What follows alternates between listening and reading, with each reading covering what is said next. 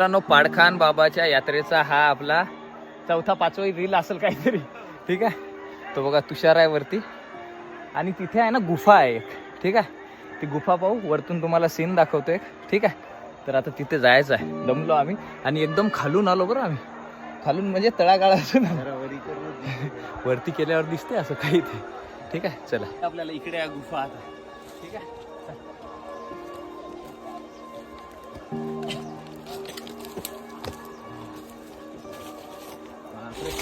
इथून दिसते, इकडून येतो, इथून ये.